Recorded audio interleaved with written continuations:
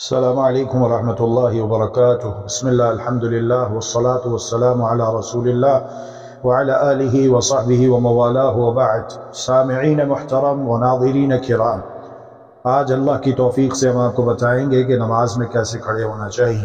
ایک طریقہ تو یہ ہے جو آپ دیکھ رہے ہیں اس وقت میرے دائیں جانب جو نمازی ہیں یہ کیسے کھڑے ہوئے ہیں، اور جو بائیں جانب نمازی ہیں کیسے کھڑے ہوئے۔ ایک طریقہ تو یہ ہے جو رائج ہے، جس کے اوپر اکثر نمازی حضرات گامزن ہیں اور وہ صف درست کرنے کا اہتمام نہیں کرتے، ایسے ہی کھڑے ہو جاتے۔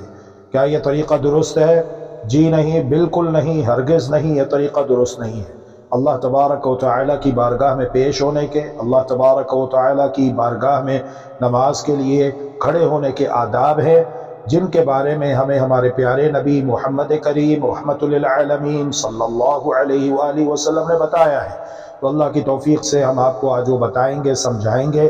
اچھے طریقے کے ساتھ یہ مسئلہ سمجھ لیجئے، اچھے طریقے سے مسئلہ سمجھ کر اس کے اوپر عمل کیجئے، خود بھی، اپنے گھر والوں کو بھی، اور اپنے دوست احباب کو، مسجد کے نمازی حضرات کو بھی اس کی دعوت دیجئے، اس کی تلقین کیجئے، اس کی تاکید کیجئے، تاکہ ہماری نمازیں اللہ تبارک و تعالیٰ کی بارگاہ میں شرف قبولیت پا جائیں۔ ایک طریقہ تو یہ ہے، جی اب آپ مل جائیے برابر، جی آپ بھی مل جائیے۔ آپ یہ دیکھ رہے ہیں انہوں نے جو مشہور بات ہے جو ہم سنتے آئے ہیں وہ اس کے مطابق صفیں درست کی کہ انگلی انگلی کے ساتھ ملا لی ہے، لیکن یہ طریقہ درست نہیں ہے۔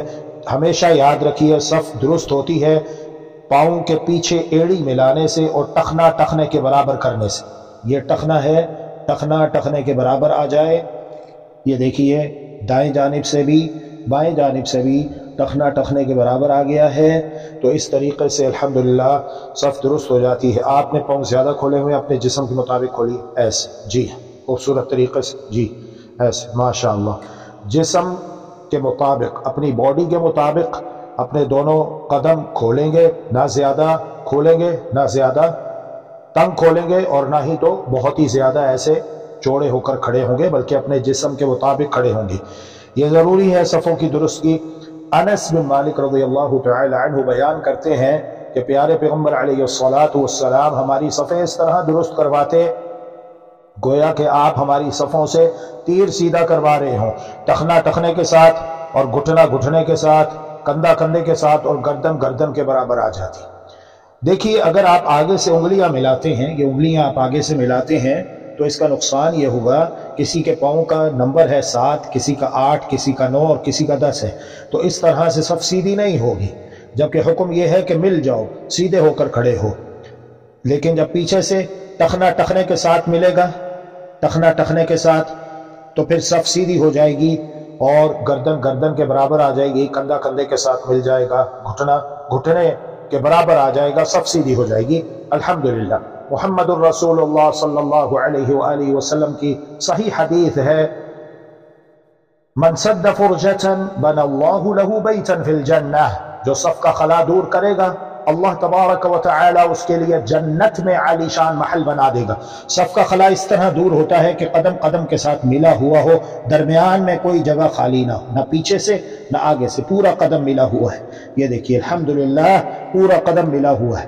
اور اگر یہاں پر جگہ خالی رہ جاتی ہے، تھوڑی سی جگہ یہ خالی رہ گئی، یہ دیکھیے، تو محمد الرسول اللہ صلی اللہ علیہ وسلم فرماتے ہیں یہاں پر شیطان سیاہ بکری کے بچے کی مانند آ جائے گا اور نماز میں خلل ڈالے گا، لہذا شیطان کے لیے جگہ نہیں چھوڑنی، قدم کے ساتھ قدم مکمل ملانا ہے، مکمل ملانا ہے، شیطان کے لیے جگہ نہیں چھوڑنی تاکہ وہ ہماری نمازوں میں خلل نہ ڈالے۔